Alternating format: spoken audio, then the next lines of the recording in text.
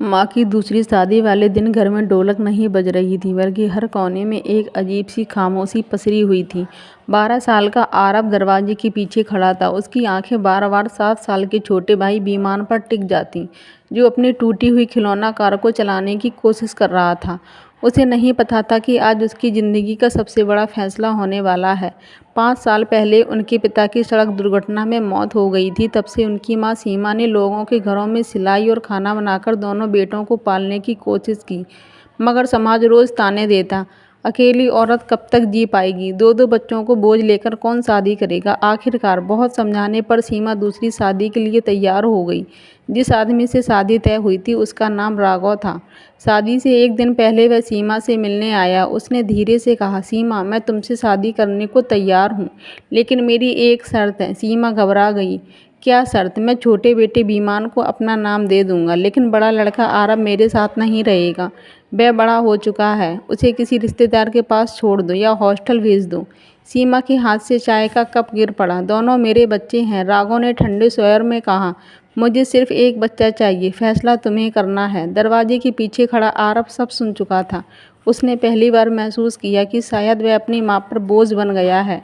उस रात उसने खाना नहीं खाया। विमान उसके पास आकर बोला, भैया तुम रो क्यों रहे हो? आरव मुस्कुराया, धूल चली गई थी आँख में।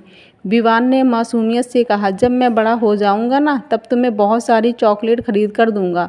आरव फूट फूट कर रोना चाहता था, लेकिन उसने अपने छोटे भाई को सीने से लगा लिया। उसने मन ही मन कहा, भगवान, अगर बिछड़ना ही है तो दर्द मुझे देना, मेरे छोटे भाई को नहीं। शादी का दिन आ गया, मंडप सज चुका था, सब रस्में पूरी हो गईं। अब विदाई का समय था। राघव कार के पास खड़ा था। उसने आवाज़ लगाई, विवान आओ बेटा। विवान खुशी खुशी दौड़ने लगा। तभी उसने देखा कि आरव वहीं खड़ा है। उसने पूछा, भैया नहीं आएंगे? राघव ने कठोर स्वर में कहा, नहीं। विवान समझ नहीं पाया। क्यों? कोई जवाब नहीं मिला। वह भागकर आरव के पास आया। भैया चलो ना। आरव की आंखों से आंसू बहने लगे। उसने झूठ बोल दिया, मैं बाद में आऊँगा। विवान ने सिर हिलाया। पक्का? आरव ने मुस्कुराने की कोशिश की। हाँ। तभी राघव ने विवान का हाथ पकड़ लिया। विवान ने खुद को छुड़ाकर फिर से आरव को गले लगा लिया, लेकिन इस बार वह गले मिलना अलग था। ऐसा लग रहा था जैसे दोनों जानते हों कि यह शायद आखिरी बार है। आरव ने अपने छोटे भाई को इतनी जोर से सीने से लगाया जैसे पूरी दुनिया उससे छीन ली जा रही हो। विवान रोते हुए बार बार कह रहा था, भैया मैं नहीं जाऊँगा, मैं तुम्हें छोड़कर नहीं जाऊँगा।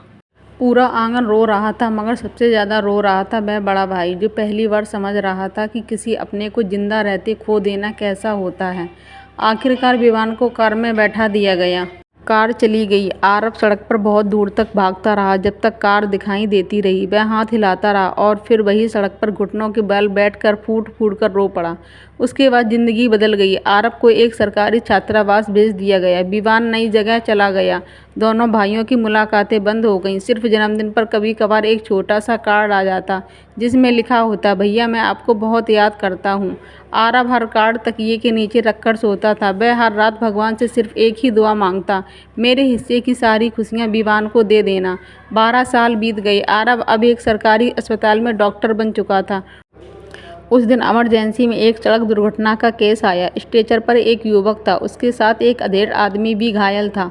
डॉक्टर ने फाइल देखी। युवक का नाम था विवान। आरव के हाथ कांपने लगे।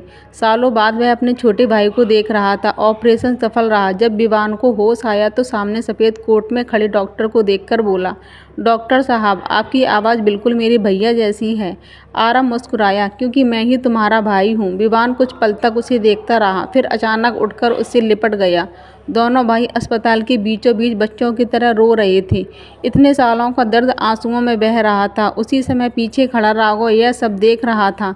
उसकी आंखें झुक गईं। वह कांपती आवाज़ में बोला, बेटा मुझे माफ़ कर दो। मैंने सोचा था कि एक बच्चे को अलग कर दूंगा तो घर बस जाएगा, लेकिन मैंने 2 मासूम दिल तोड़ दिए। आरव ने शांत स्वर में कहा, जिस दिन आपने हमें अलग किया था, उस दिन सिर्फ 2 भाई नहीं बिछड़े थे, उस दिन एक बचपन मर गया था। राघव फूट पड़ा। वह पहली बार समझ पाया कि रिश्ते नाते शर्तों पर नहीं चलते। कुछ दिनों बाद विवान ने अपनी माँ से कहा, माँ, अब मैं वहीं रहूँगा जहाँ मेरा भैया रहेगा। सीमा रोते हुए बोली, बेटा मैंने मजबूरी में फैसला लिया था। आरव ने माँ के आंसू पोंछे। माँ, आपने हमें जन्म दिया था, आपकी मजबूरी से हमें शिकायत नहीं, लेकिन अब कोई हमें अलग नहीं करेगा। उस दिन दोनों भाइयों ने फिर एक दूसरे को गले लगाया, इस बार बिछड़ने के लिए नहीं, हमेशा साथ रहने के लिए।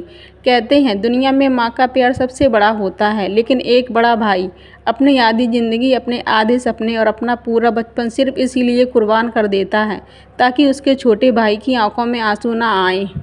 ऐसा प्यार ना शर्त मांगता है, न बदले में कुछ चाहता है। अगर आपके जीवन में भी कोई भाई है, छोटा या बड़ा, तो आज ही उसे गले लगाइए, क्योंकि दुनिया के सारे रिश्ते समय के साथ बदल सकते हैं, लेकिन एक सच्चा भाई अगर दिल से भाई है तो आखिरी सांस तक आपके लिए अपना सब कुछ छोड़ सकता है। कभी कभी खून का रिश्ता जन्म से नहीं बल्कि त्याग से सबसे बड़ा बन जाता है। अगर आपको स्टोरी पसंद आए तो प्लीज़ लाइक शेयर कमेंट ज़रूर करना।